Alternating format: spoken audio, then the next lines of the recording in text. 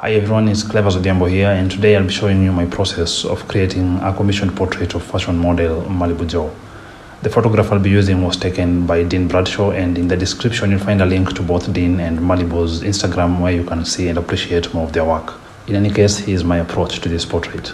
The painting is going to start with some very rough outlines of the model, and the focus at this stage is to simply get some marks on canvas that I can then use as reference points. And so they won't be accurate at this moment, but they're essentially going to be doing the job of the grid that I normally use. And so the way I'm going to use these rough outlines to guide me is by taking a picture of them when I'm done. Then on Photoshop, I'm going to trace, then place them on the reference image as a new layer. And so after mixing a somewhat bright oil paint and solvent solution, I'll then paint on canvas the correct outlines, guided by the way they interact with the rough outlines I first drew in chalk. I mix the paint with solvent in this stage so that it's viscous or runny, as you can see, and that's what allows me to paint these lines so easily. And I paint these two layers of outlines using different mediums so that it's easy to get rid of one of them, namely the chalk outline, while sparing the oil outline. And for this, a brush lightly loaded with water will do the trick. And so now that I'm left with the correct outlines I can follow, I can then move on to the next stage, and this would be the underpainting. By mixing a monochromatic or a one-color gradient of a neutral color, in other words, a color whose darkest shade won't be black and whose brightest tint won't be white, I now have a simplified palette with which I'll paint a one-color idea of what the final portrait may look like. And for this stage, I normally use a color that won't appear in the final painting. And so in this case, we won't have any green in the final layer, and that's why the underpainting is green. This is so that in the final stage, it will be easy to differentiate between the parts of the painting that I shall have painted on with oils and the parts that I shall not have covered yet. For the underpainting, I isolate specific sections of the painting to focus on. So in this case, I've started with the face, and in each of these sections, I'll start with one particular shade or tint, exhaust it, then move on to the next. I don't have to blend in all these different shades at this moment. One, because the underpainting will be fully covered anyway, and secondly, because since I'm using acrylics, their fast drying time doesn't allow for seamless blending all through the painting. And so the goal here is just to have a rough approximation of how the different contrasts will play with each other throughout the painting. And so the underpainting will be to the final layer what the initial chalk outlines were to the oil outlines that are now visible. With the underpainting, I also normally start with the main character or characters, even if they're in the foreground. Then the background will come after. And one of the reasons for doing it this way is so that the contrasts, in other words, the visual difference between the bright and the dark areas, in this case of the portrait, won't be affected by how bright or how dark the background is. Because what can happen sometimes is if I start with the background and it ends up being, say, darker than it's supposed to be, then subconsciously, to compensate for that, I may end up painting the main character brighter than I would have initially wished to. And of course, the inverse is also true. The background is also generally a secondary part of the painting, at least for a portrait like this, and so it's fair that all the focus is first dedicated to the main character.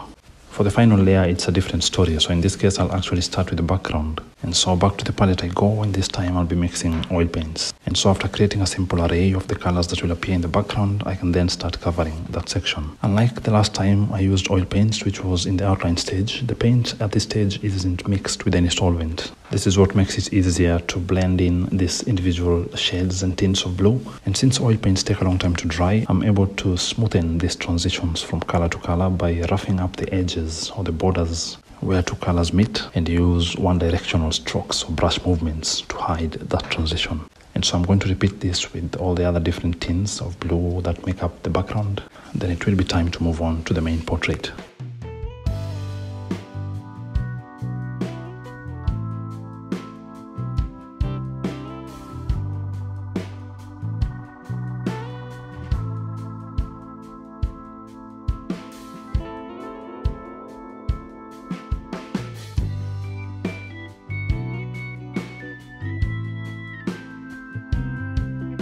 I normally create natural skin colors by mixing in varying proportions the colors on the top section of the palette, or in this case of the screen. And from left to right, this would be brilliant red, burnt amber, burnt sienna, yellow ochre, orange, medium yellow, and titanium white. And these are what will give me the local color, or in this case, the color in the middle section of the palette, the shadows or the colors to its left, and the highlights or the colors to its right. And so I've started this portrait with a local color, and in this case I've mixed the paint with a bit of solvent, just a little, to make it possible for me to see the underpainting underneath. I've then taken the outlines I initially used and paint them again, this time on the local color. This is just to correct whatever slight deviations or mistakes I may have made when creating the underpainting, because at that stage I wasn't all that accurate. And so this other layer of outlines is there simply to safeguard the accuracy, because since the underpainting is normally done very quickly and with generally larger brushes than I use in oils, a lot of the time I'll end up painting on sections of the outlines that I shouldn't have, and so those need to be corrected in the following stage. And so after covering those outlines with the right colors, applied obviously more confidently by now, Malibu Joe is slightly starting to look like himself. And so the first shadows are going to be followed by a light layer of midtones. Then after letting this layer dry, I'm going to come back on a different day and now start painting the more detailed shadows and highlights. For these I'm using smaller brushes, and I generally like to apply the brightest colors last. If the darker layer underneath hadn't been dry before this step, then what would have happened is that all these bright highlights I'm applying right now would have mixed with it, and so would have ended up looking darker than they're supposed to. And of course, another and probably a minor advantage of having it dry by now is I can rest my palm on the canvas while I paint more delicate sections like the eyes. I'll do the same thing for the neck, then afterwards I'll start painting the shawl in which the model is covered.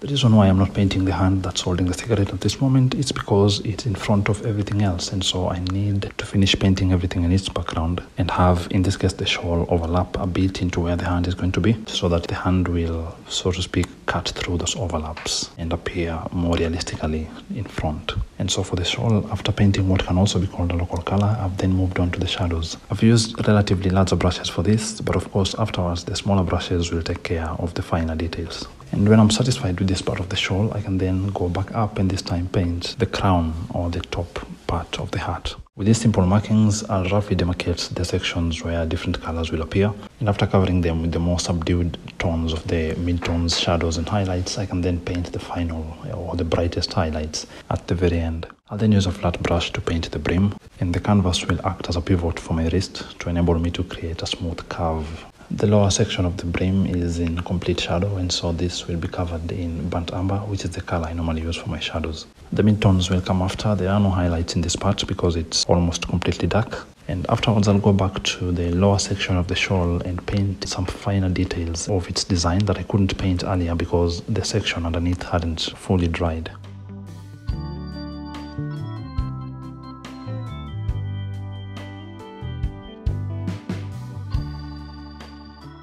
Next up, I'm going to mix the colors that I used to paint the smoke. And for this, it helps if the brushes are not fully loaded with paint. In a previous video called How to Paint Smoke in Oils, I described this process in detail, so feel free to take a look. But after painting the puffs of smoke that are behind the hand, it will then be time to paint the hand itself because everything behind it shall have been completed. Like I did earlier when painting the face, I first let this first layer dry, then I come in with smaller brushes and use that to paint in the more detailed shadows, midtones and highlights. What I'm painting in this section is essentially a blown up approximation of what the wrinkles on the knuckles and the rest of the skin will look like, or at least the most visible ones. And for this, depending on how hyper-realistic I'd like the painting to look or how much information the image I'm using can give me, I can always come in with even smaller brushes and make them look even more believable, so to speak. And like I did with the other sections of the skin, I saved the brightest colors for last, so I kind of build up the brightness from the subdued midtones to the more brazen cream highlights.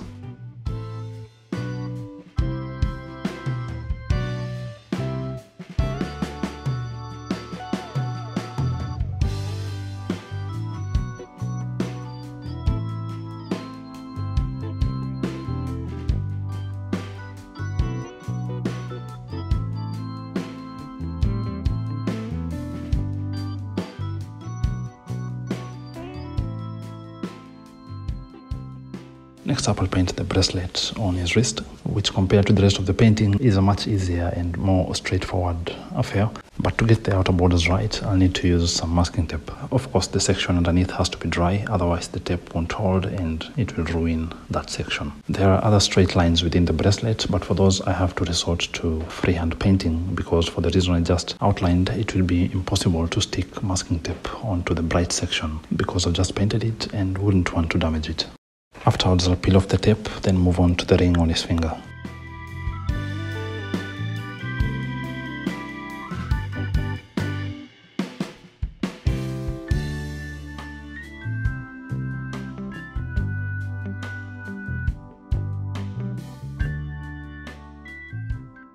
And now with everything else pretty much done and dry, I can now paint the puffs of smoke that are closer to us. You may notice that the shadows of his face look odd. In some parts they're shiny and in other parts they're dull, and that's simply because I painted the shadow in different layers, and so the layer on top dried differently because it was attached to oil and not to acrylic like the layer before. But this is hardly an issue because afterwards, when I'll varnish the artwork, all the shadows will take on a uniform appearance. The brighter parts of the smoke will be the last ones to be painted, after which I'll paint the cigarette from which the smoke is emanating. I could have started with it, then painted the smoke after, but for that I would have had to wait for it to dry, which I didn't want to do.